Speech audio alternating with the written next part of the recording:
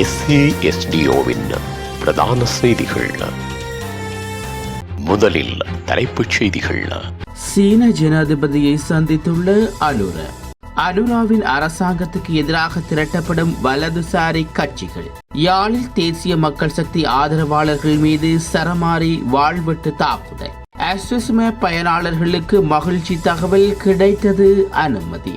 ஆண்டுக்கு 56 பில்லியன் ரூபாய் இழப்பை சந்திக்கும் இலங்கை மின்சார சபை. மனித மாமிசத்தை உட்கொண்ட நபர் அதிர்ச்சியில் உறைய வைத்த சம்பவம். தொடர்பன விரிவான செய்திகள். தாயக செய்திகள்.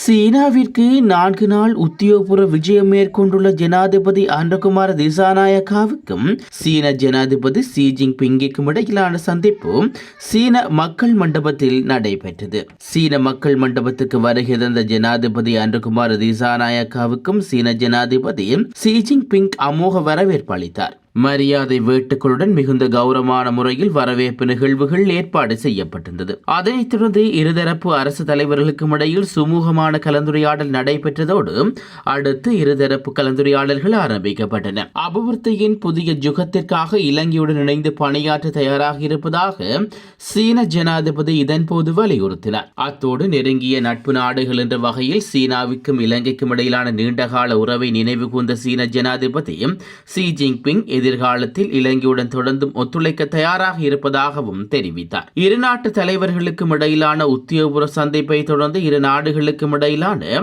பொருளாதார, சமூக மற்றும் கைத்தொழில் துறை சார்ந்த பல புரிந்துணர்வு ஒப்பந்தங்கள் கைச்சாத்திடப்பட்டன.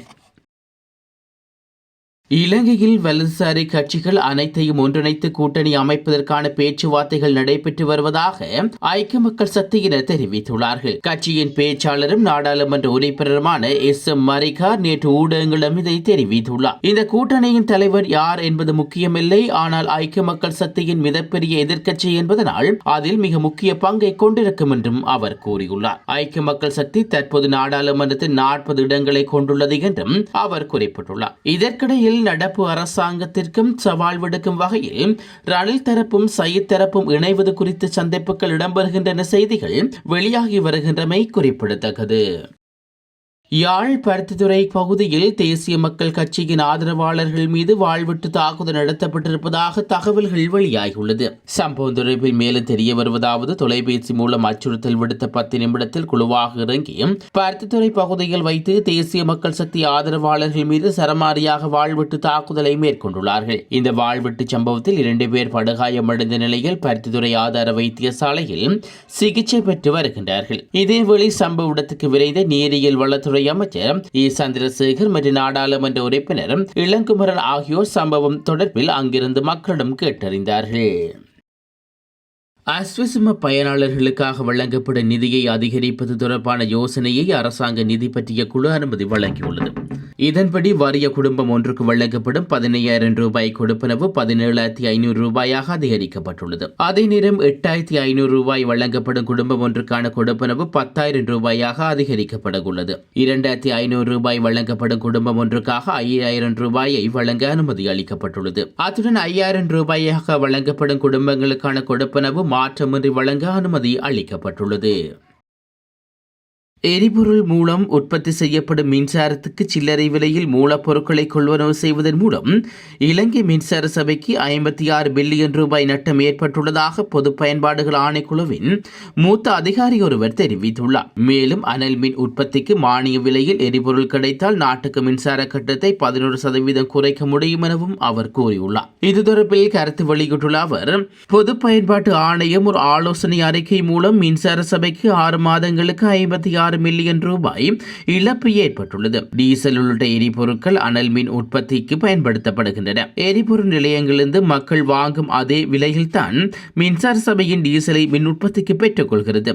இலங்கை பெட்ரோலிய கூட்டுத்தாபனம் மின்சார உற்பத்திக்கான எரிபொருள் செலவை ஈடு செய்யும் வகையில் வழங்கினால் நாட்டில் உள்ள மின்சார நுகர்வோருக்கு ஆண்டுதோறும் 56 மில்லியன் ரூபாயை சேமிக்க மின்சார சபைக்கு வாய்ப்பு உள்ளது என்றும் அவர் கூறியுள்ளார்.